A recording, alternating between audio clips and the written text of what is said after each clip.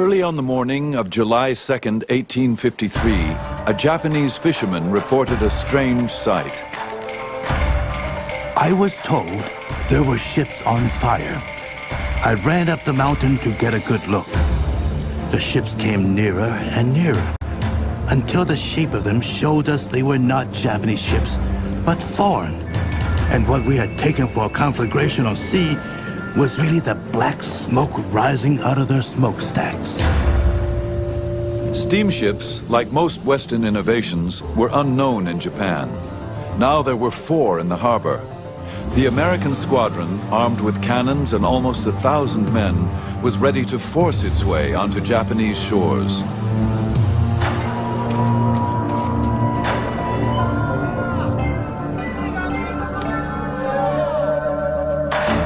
Japan was a land shrouded in mystery, a warrior society ruled by the powerful Tokugawa shogunate.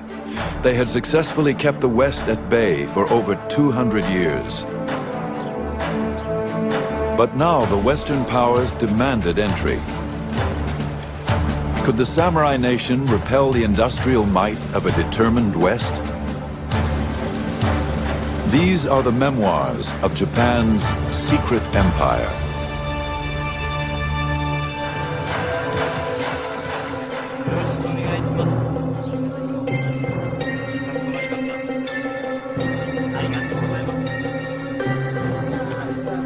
All those who are in contact with us are bound by an oath and signed with their blood not to talk or entrust to us information about the situation of their country, their religion, and secrets of government.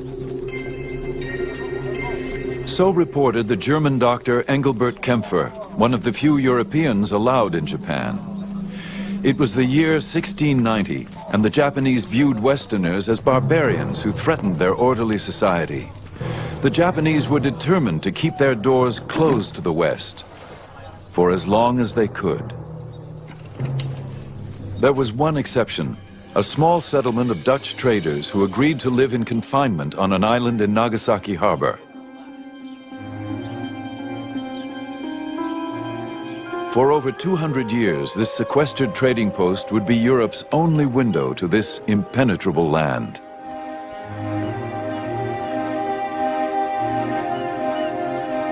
The Dutch East Indies Company sent Dr. Kempfer to provide medical care for the Dutch community. He was also asked to gather information about the everyday life of the Japanese. It would not be an easy task. We are strictly and strongly guarded from the inside and the outside by various guards treating us not like honest men, but like criminals, traitors, spies, prisoners, or to say the least, hostages of the shogun. This jail goes by the name of Dejima.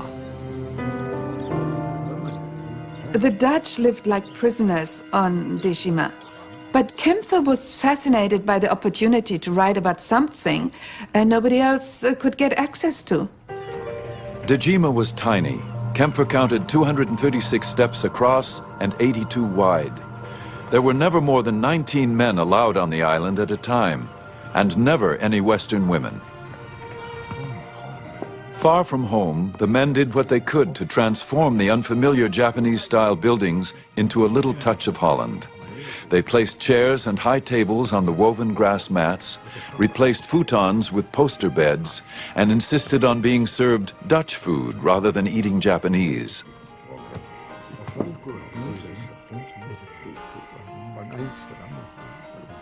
No Japanese, except for prostitutes, were allowed unsupervised contact with the Dutch.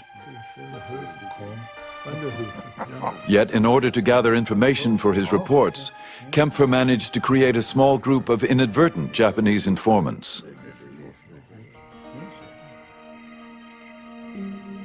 I serve them willingly and without charge in my profession with medicines, while cordially serving them European liqueurs. I question them about local matters, nature and secular and spiritual topics with total freedom.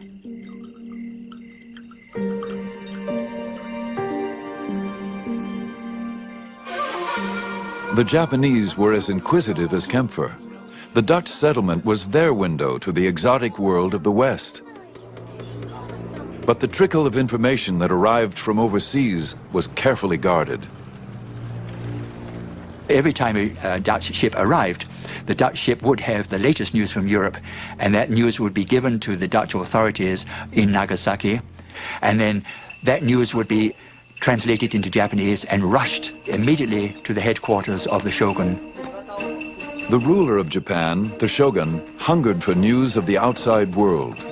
He commanded the Westerners to present themselves at his castle once a year. The only time Kempfer really saw Japan was when he traveled from Nagasaki to Edo, which was the shogun's capital.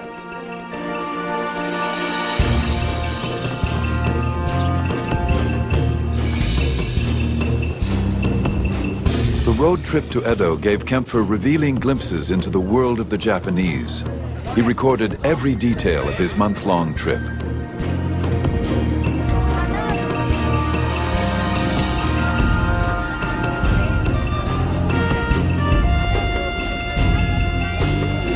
We receive many of the honors that are generally shown to the provincial lords. The roads are swept with brooms and water to keep the dust down.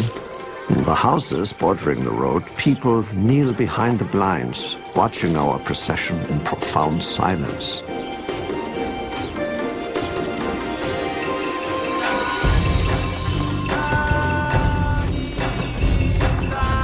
An incredible number of people daily use the highways of Japan's provinces. Indeed, at certain times of the year, they are as crowded as the streets of a populous European city. The reason for these crowds is partly that the Japanese travel more often than other people.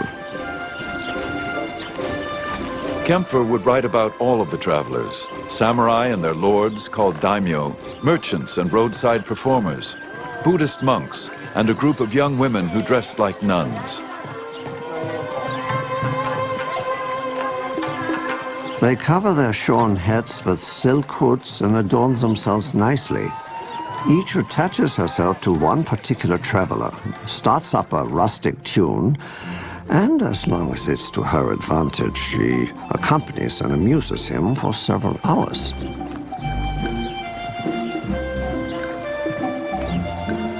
As the road traffic grew, so did the number of merchants who catered to the travelers' needs.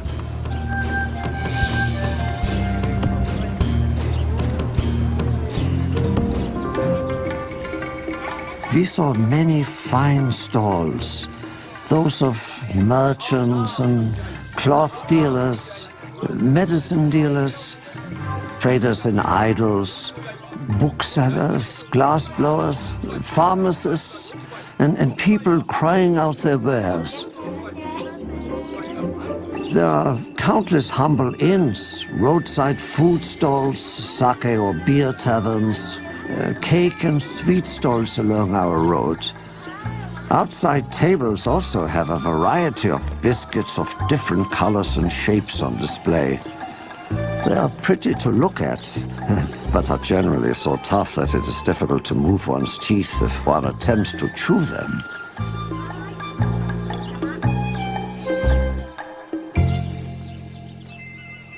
Tradesmen, once considered social parasites, were beginning to improve their position in Japanese society.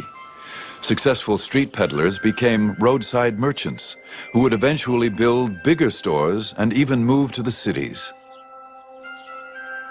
Kempfer was witnessing a changing way of life in Japan that would soon shake the very foundations of this highly ordered society.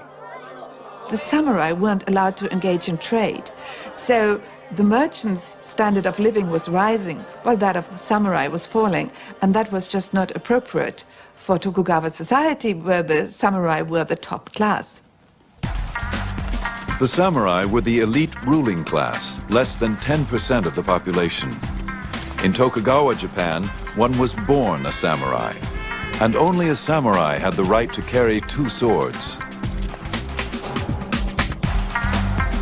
Obligation and loyalty to one's daimyo master formed the basis of their warrior code.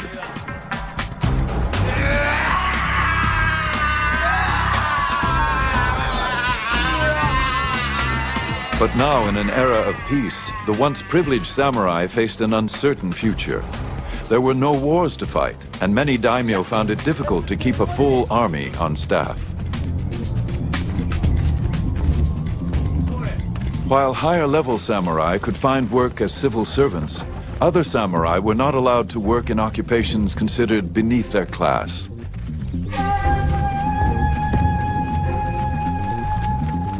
An increasing number of unemployed samurai, called ronin, wandered the countryside looking for a new master.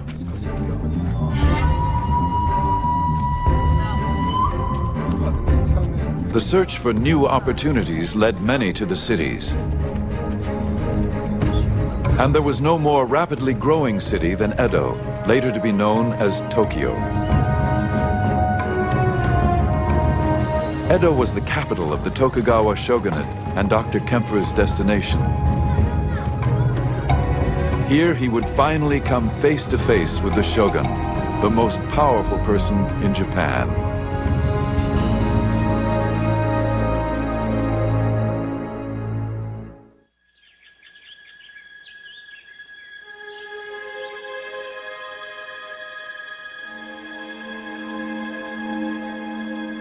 When Dr. Kempfer arrived in Edo, he was sequestered in guarded quarters for 2 weeks.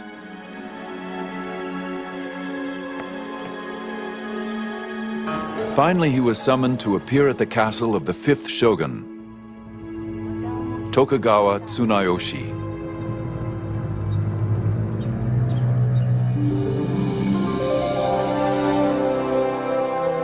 The shogun's residence is spacious with many long corridors and large rooms which can be closed off by sliding partitions. According to the finest design of Japanese traditions, with ceilings, beams and pillars, patterned by nature, covered with lacquer or carved and gilded artistically into patterns of birds and foliage. The important thing about the 5th Tokugawa shogun Tsunayoshi was that he was the first shogun who was not educated as a samurai. He was educated as scholar because he was never supposed to become shogun. And so he had quite a different view of the world. The shogun's mother was a merchant's daughter. She broke class barriers when she caught the eye of the reigning shogun. Her son, Tsunayoshi, carried within him both samurai and merchant values. He would preside over a new direction in Japanese society. At his court, scholarship rather than martial prowess was the fashion, and daimyo lords who wished to curry favor with him became patrons of the arts and letters. It was a time of cultural flowering in Japan. Tsunayoshi changed samurai society. He condemned violence, which of course was part of the samurai ethic. Influenced by his childhood study of Buddhism and the Confucian classics, the shogun's laws of compassion were intended to protect all of nature's creatures. Tsunayoshi's laws of compassion protected those at the bottom of the social scale. He had laws against infanticide, and that is quite advanced. Children were abandoned when parents could no longer feed them.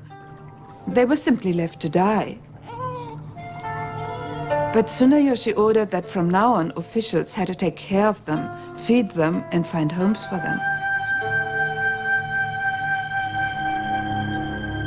But Tsunayoshi was also known for lavishing the national treasury on his own pleasures, and he began to pursue his reforms to harsh and unpopular extremes. Born in the year of the dog, Tsunayoshi issued strict laws protecting dogs. The samurai kept large number of dogs in their mansions, and those who were not wanted were let go and roamed the city, and often attacked children. Nobody wanted to be responsible for a dog, but he of course could not order that these dogs be killed. He ended up building dog pounds, and apparently there were eventually some 40,000 dogs which were fed in dog pounds, and of course the feudal lords, the daimyo, had to pay for that. Tsunayoshi would become known as the dog shogun. Dr. Kempfer observed with humor. When dogs die, they are carried up the mountains and buried no less carefully than people. A certain farmer laboriously carrying his dead dog up the hill complained to his neighbor about the year of the birth of the shogun. The other replied, "My friend, let us not complain. If he was born in the year of the horse, our load would be much heavier." It was the dog shogun who Dr. Kempfer was finally summoned to meet. After a month-long trip and 2 weeks of waiting, Kempfer was so impressed with the experience, he drew sketches to illustrate his account of the command performance. After we had been drilled for 2 hours, he ordered us to take off our cloaks, to dance, to jump, to play the drunkard, to speak broken Japanese, to sing. At the demand of the shogun, we had to put up with providing such amusements and perform innumerable other monkey tricks. Engelbert Kempfer and the 5th shogun shared one thing, and that was a great curiosity. But at the audience, the shogun sat behind a bamboo screen. And he asked Kempfer to come close to the bamboo screen, even take his wig off, and dance and sing for him. And Kempfer strained his eyes to be able to see what the shogun looked like and his wives behind the bamboo screen. But they never were able to talk to each other directly. The shogun and the doctor would meet only 3 times, but each provided a brief glimpse for the other into his world. Kempfer's account of Japan became a bestseller. It first appeared in English, then it was translated into Dutch, French, several translations, even Russian. And basically, all knowledge until the 20th century was based on Kempfer's so-called history of Japan. Japan had no desire to open its doors to the West. The country was at peace, but the economy was in decline. Thousands of disenfranchised samurai warriors would keep the nation on edge.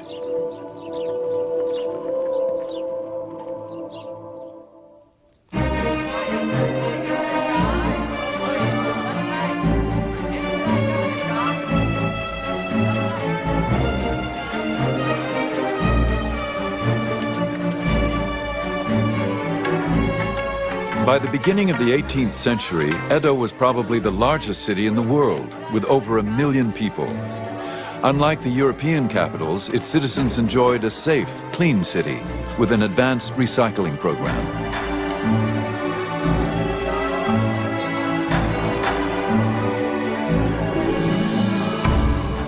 And it was prosperous beyond measure. Copper coins flow like currents of water, while silver piles up like drifting snow. Every morning, fish are sold in such quantities that one may well wonder whether or not the supply in the seas has been exhausted.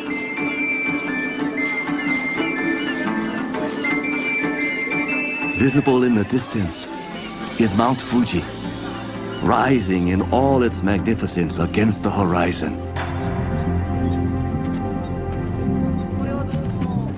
At least half of Edo's population were samurai warriors who had come to the capital with their daimyo lords. Since there were no wars to fight, the samurai had leisure time, but not always the means to enjoy it. The downside of the era of peace for samurai was that the samurai weren't allowed to engage in commerce, and therefore gradually they see a lot of wealthy merchants more able to do all of the things that they want to do because they have more money than your common samurai. Ironically, merchants who catered to the needs of the samurai were the ones who benefited. They could now afford to get education, develop their taste, cultural taste, and emulate the high-class samurai. whom these merchants always admired and envied. The social barrier was breaking down. Since the beginning of the Tokugawa era, a restrictive class structure had kept everyone in their place. Although the classes were not supposed to fraternize, the rules began to bend. 日常的に俳句を作る連とか In social situations, such as the popular haiku clubs, where both samurai and merchants were both active participants, rather than addressing each other by their acknowledged family names, each would create a pen name. In this way, they freed themselves from adhering to the rigid rules demanded by their social standing.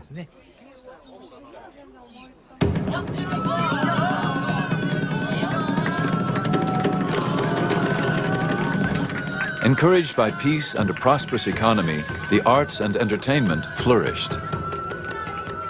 Samurai interest in education had encouraged literacy among all social groups. 85% of the male population of Edo were avid readers. In 1800, there are about 120 or more haiku poetry circles.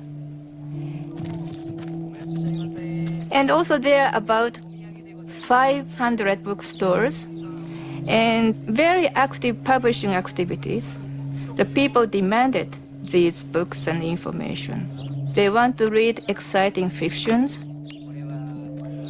Some of the best-selling novels of the day were written by a merchant-turned-author named Ihara Saikaku. His books celebrated the era's emerging pop culture, a totally new genre in Japanese fiction. Saikaku haunted the streets of Edo for his literary material. He knew prostitutes and daimyo, as well as beggars and merchants. And he wrote about them all with unabashed candor and ribald humor, especially the newly prosperous merchants who tried to emulate the refined samurai.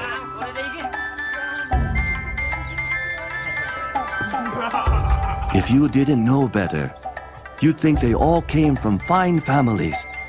But let me tell you, that one in the shiny coat, he's a glue maker. He deals in cattle bones and cow slobber. But the way he dresses, you'd think his own bones were the product of fine breeding. He's had to put his house in hock. His creditors have taken him to court. If you ask me, he's crazy to be out for a night on the town. In Edo, a night on the town often meant kabuki, the most popular form of stage entertainment. To Edo people, the kabuki actors were like Hollywood stars. The fans would collect woodblock prints of their favorite actors, not only for the fun of collecting them, but also to see what fantastic costumes their favorite actors were wearing on stage. If the fans really liked a certain style or design, in a flash, it would become the newest fashion trend. The kabuki plays were romantic, heroic tales. One of the most famous, Chushingura, was based on a notorious real-life event. A daimyo lord had been humiliated in a confrontation with a court official. The ruling shogun had ordered the lord to commit seppuku, ceremonial suicide. Outraged by his death, 47 of the lord's samurai warriors avenged his honor by killing the official.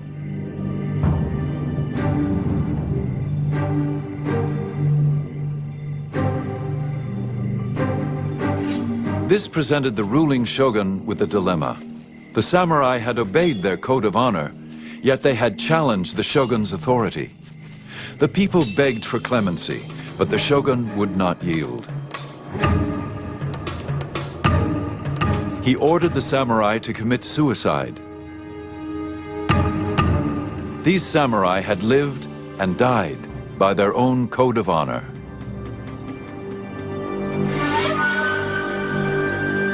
The incident captured the public's attention like no other.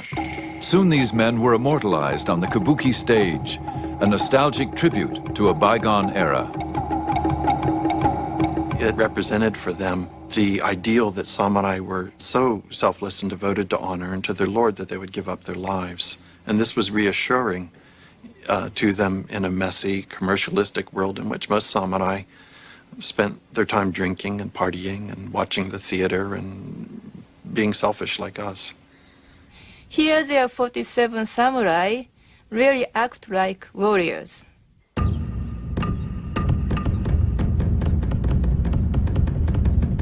All raise a shout of acclaim. Well done, well done. And this praise will be echoed through ages to come for these loyal retainers. We have recorded here their glory, ever renewed like the leaves of the bamboo. The honor of the samurai would live on in myth and legend. But in Tokugawa, Japan, there were no wars, no more quests for eternal glory. In real life, the samurai would have to find another outlet for their passion.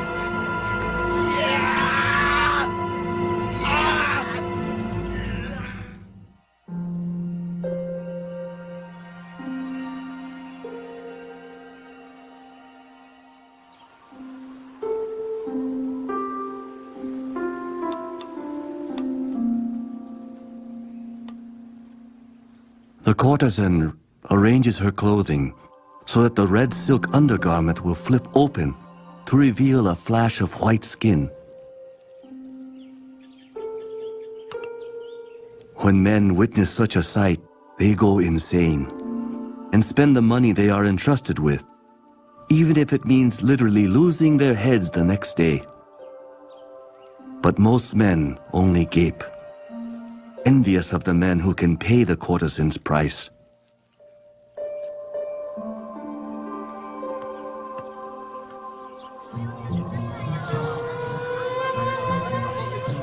More than 3,000 courtesans and geisha plied their trade in Yoshiwara, the pleasure district of Edo.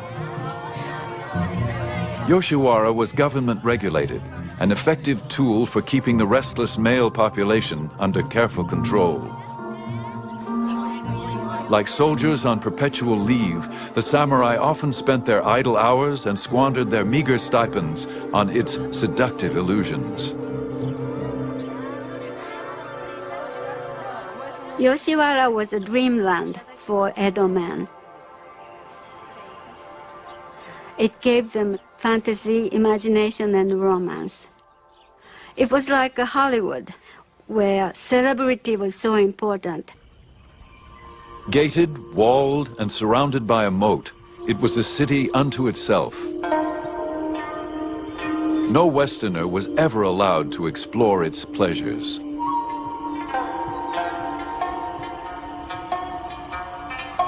There was a distinct difference between the geisha and the courtesans. Geisha were professional entertainers. They did not rely on sex for entertaining men. They had their music, their singing, playing musical instruments, and dancing. Whereas the courtesans entertained the clients with a conversation and sexual gratifications.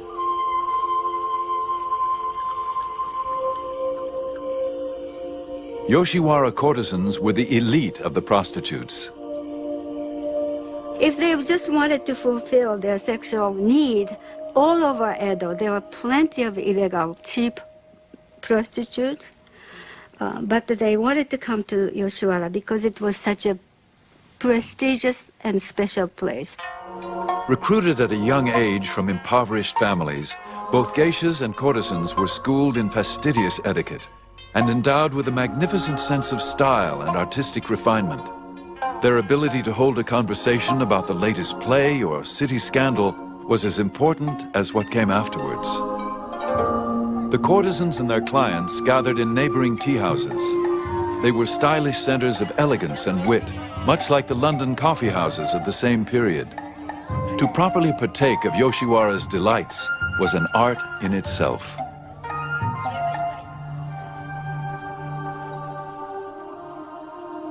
And the Yoshiwara courtesans were trained to think that they were better than their clients. And if a man wanted to visit Yoshiwara, he had to prepare for it 6 months in prior. He had to buy a fine set of sword. He had to think about what to wear, because he wouldn't just go there the courtesan had the right to turn down her client if she didn't like him, even if he could afford to pay for her. Therefore, he wanted to make a good impression on the courtesan. And then, once he's committed to her, he had no right to see other women. And if he, on the sly, went to see any other person, the courtesan's entourage had every right to punish him. His hair would cut off, he would be made to wear woman's red kimono, and he would be taunted by everyone. Yoshiwara nurtured its own unique customs, art, fashion, and language. It was a world seemingly set adrift from the harsh realities of life.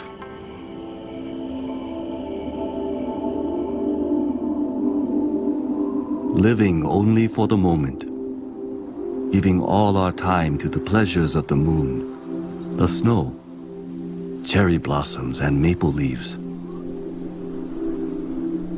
Singing songs, drinking sake, caressing each other, just drifting, drifting.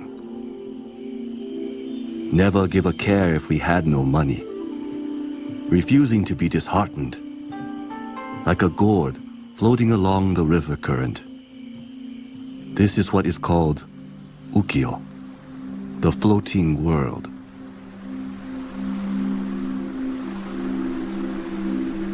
But the word ukiyo still retained its Buddhistic sense of this transitory life.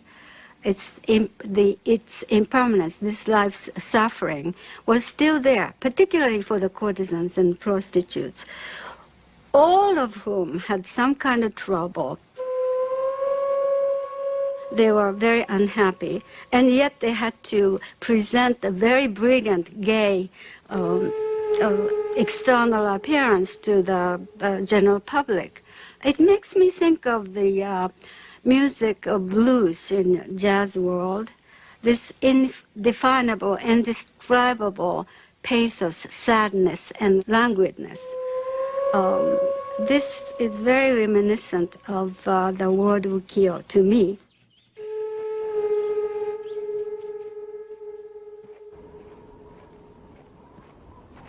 For the samurai who frequented Yoshiwara, times were changing.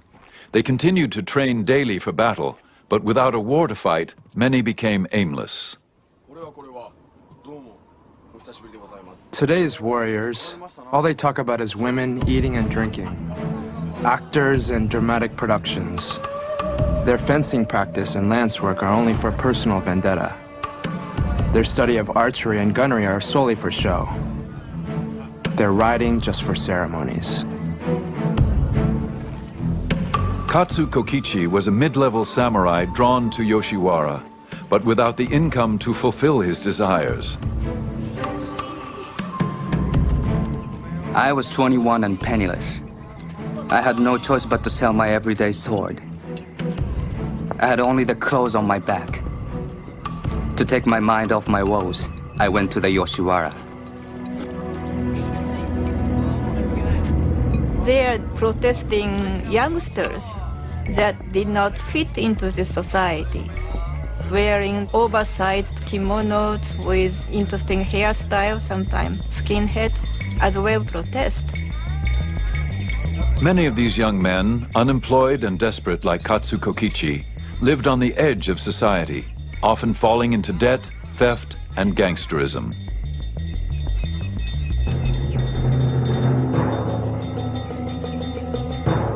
When we entered the shrine precinct, a couple of sharp-looking characters sauntered up to us, humming a tune. Without warning, my body spat in the face of one of the men.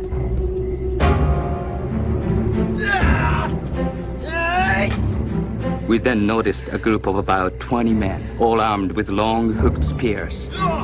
Outside the gates was a reinforcement of some 30 men with pike poles. We were 4 against 50. For Katsu Kokichi, the samurai code of honor was all but gone.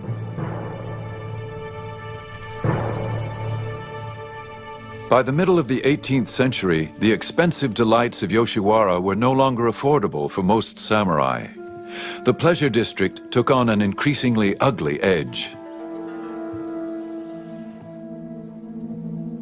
And the brothel keepers lost their pride. They had become slaves of money-making, and they became much less compassionate.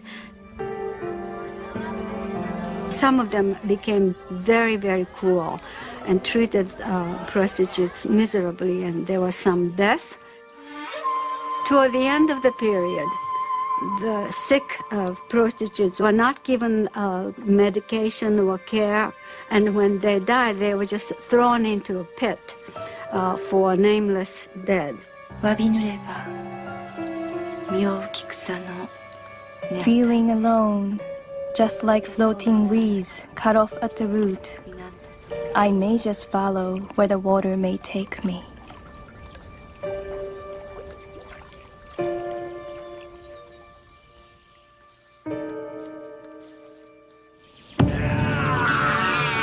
The insular world of the samurai was in decay. To find a cure for its ills, some would begin to look in an unlikely direction. The West now beckoned with new ideas and hope.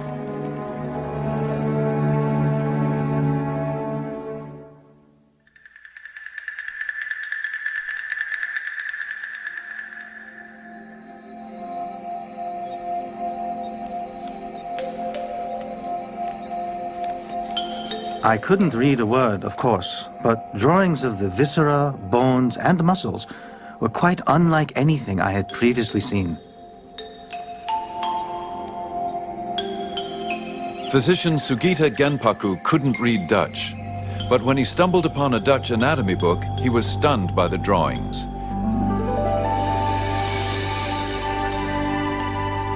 He had never seen anything like it in his Chinese medical books. In the mid-18th century, Western books, first brought clandestinely from the Netherlands, piqued the interest of many Japanese scientists and doctors.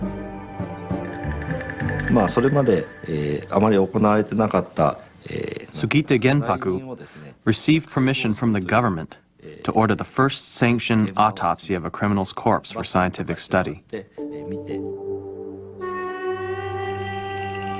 The corpse of the criminal was that of an old woman of about 50 years. The old butcher pointed to this and that, giving them names, but there were certain parts for which he had no names. When we compared what we saw with the illustrations in the Dutch book, it was exactly as depicted.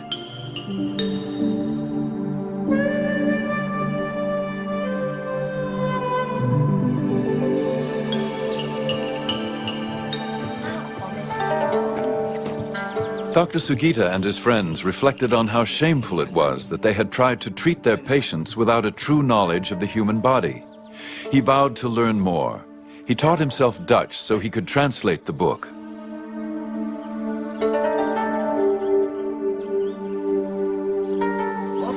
The next day, we met and began. Gradually, we got so we could decipher 10 lines or more a day. After 2 or 3 years of hard study, everything became clear to us. The joy of it was as the chewing of sweet sugar cane.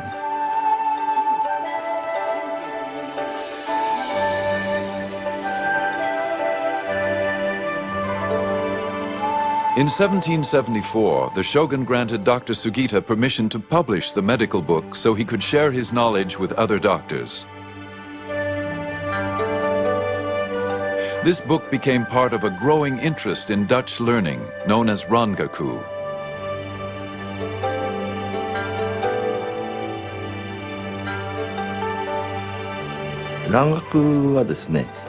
Originally, Rangaku had to do with medical studies. When physicians discovered they could heal ailments with the new Western medicine from Holland that they couldn't heal with the traditional Japanese medical practices, they became very interested in the study of Rangaku. Gradually, as knowledge of the Dutch language became more widespread, other aspects of Rangaku, such as astronomy, science, and chemistry, were introduced to Japan.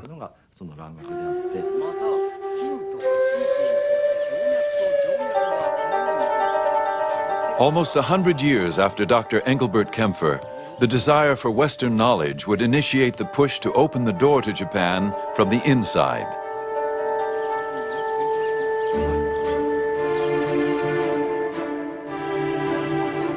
And yet, as attractive as Western knowledge was to some Japanese intellectuals, there were others who believed that anything Western still threatened Japanese society.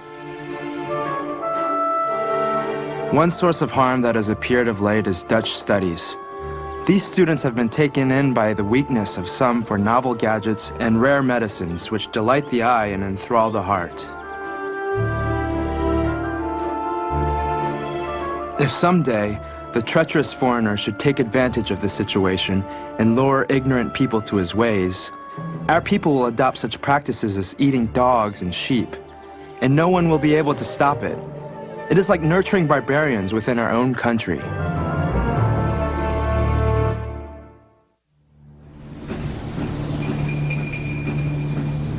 Today, the alien barbarians of the West, the lowly organs of the legs and feet of the world, are dashing across the seas, tramping other countries underfoot, and daring with their squinting eyes and limping feet to override the noble nations.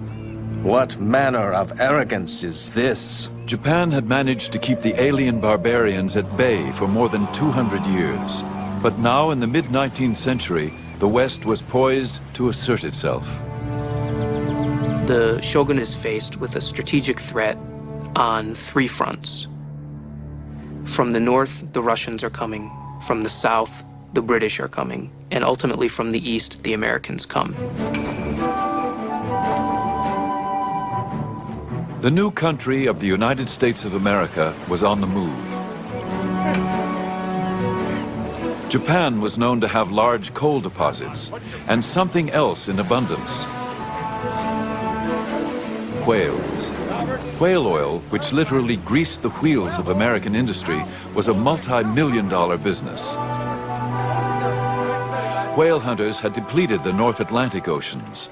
Now America looked eastward to Japan.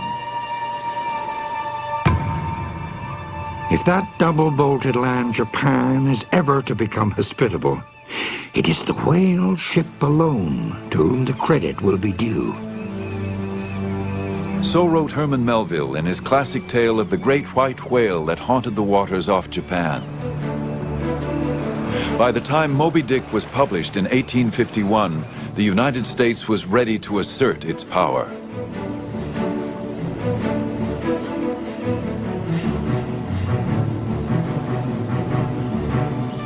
Japan's leaders were aware of the growing push towards their shores. The shogunate had been preparing for the arrival of the West for decades. They had set up a special translation bureau, which was gathering information about the West, translating atlases, translating dictionaries, developing a set of foreign affairs specialists. Key advisors warned of an imminent foreign threat. They urged the shogun to bolster his defenses. We should build warships. Then if barbarians come to our sea, we should shoot every single one of them.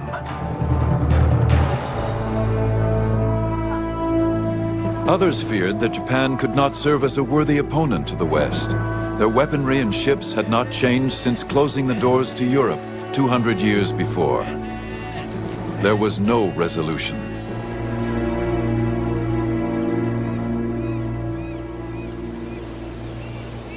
Then, early in the morning on July 2nd, 1853, a local fisherman reported this strange sight.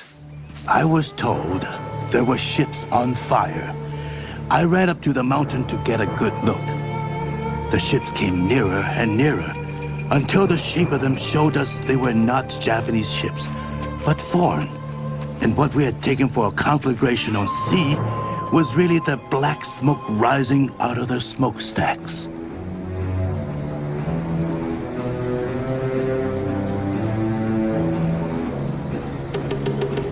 These steamships dwarfed any ship ever built in Japan. To the Japanese, they were the kurofune, the black ships of evil appearance. On board were some 60 cannons and almost 1,000 Americans. And they landed not in the foreigners' port of Nagasaki, but rather in the forbidden waters of Edo Bay, the shogun's own capital city.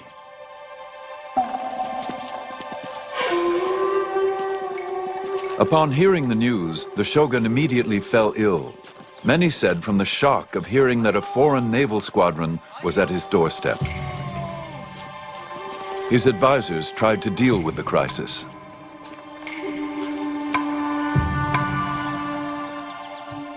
Fresh messages arrived one after the other. The situation seemed so sudden, so formidable, and so important. Orders were issued to the great clans to keep strict watch, as if it were possible that these barbarian vessels might proceed to acts of violence. In a desperate show of force, the shogunate sent a squadron of guard boats to surround the American ships. The Japanese officer ordered the ships to leave. Their commander, Commodore Matthew C. Perry, ignored him. I was well aware that the more exclusive I should make myself, and the more exacting I might be, the more respect these people of forms and ceremonies would award me. 5,000 samurai warriors armed with swords and antiquated cannons lined the shores. Again, their chief officer commanded Perry, leave Edo Bay immediately. The Commodore refused. I endeavor to inculcate the idea that the government of the United States is superior in power and influence to Japan. The honor of the nation calls for it, and the interest of commerce demands it.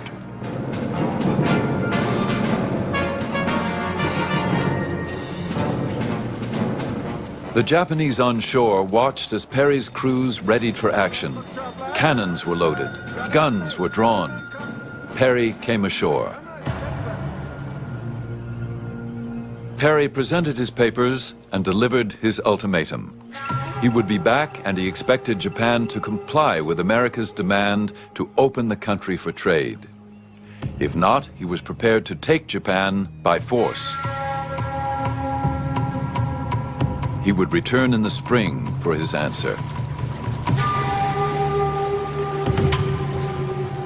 Then he and his squadron left Edo Bay. Their deportment and manner of expressions were exceedingly arrogant, and the resulting insult to our national dignity was not small. Those who heard could but gnash their teeth and suffer this insult in silence. After the barbarians had retired, a certain person drew his sword and slashed to bits a portrait of their leader, Perry. There was great fear of Perry. There were the portraits of Perry as a devil. There were the portraits of his ships belching fire. All of this served to whip up, near hysteria on the part of portions of the Japanese populace. At the same time, there's fascination. There's fascination with Perry. There's fascination with these ships, these enormous ships that hadn't been seen before. There's fascination with the technological prowess of the Americans.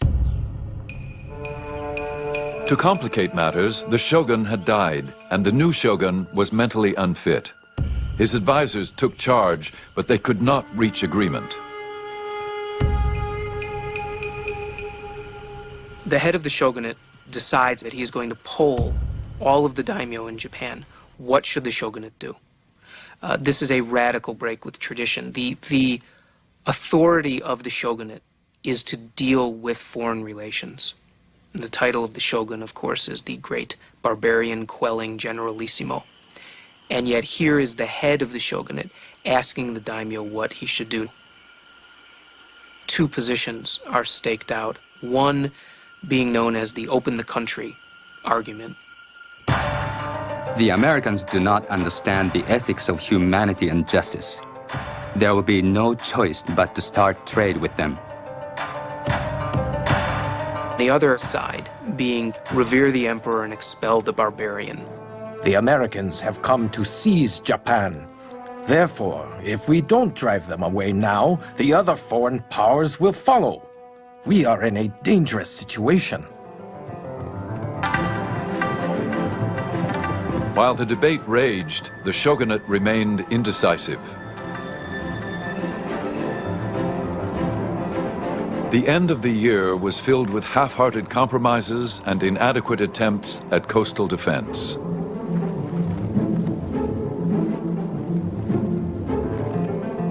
Then, in February, Perry returned earlier than expected. This time, his show of force was even more ominous. He arrived with double the ships and crew. The honor of the Japanese had been challenged, but they had no means to defend it. Their only hope lay in negotiation.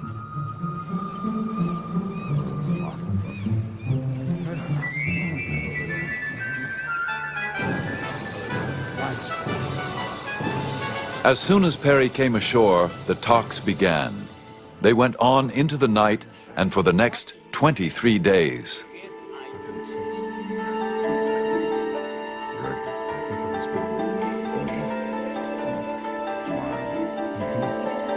In the end, the treaty was a compromise, which served both countries' interests. Perry got what he wanted, which was to establish a relationship between Japan and the United States.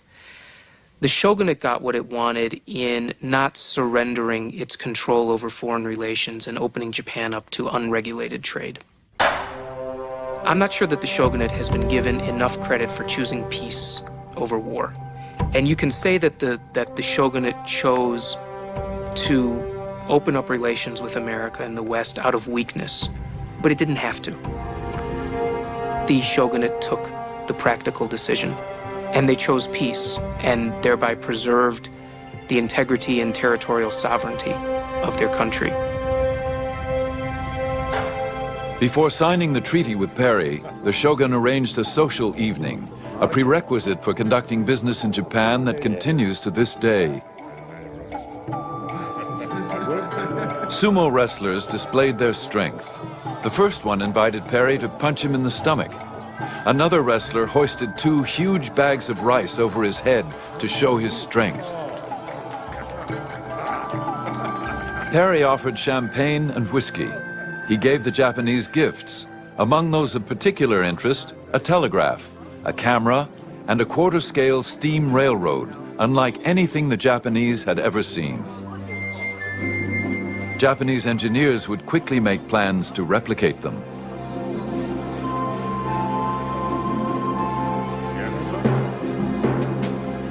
Three days later, the agreement was signed. It was not long before Japan signed trade agreements with Russia, England, France, and Holland. Despite its accommodation to the West, the days of the Tokugawa dynasty were numbered. No longer was the warrior class to control the destiny of Japanese society. Within 10 years, the samurai were officially disbanded. But the samurai ethic had been indelibly engraved into Japanese culture. In 1868, the 15th shogun stepped down. With his departure, 265 years of rule by the Tokugawa family had come to an end. The modern era of Japan had begun.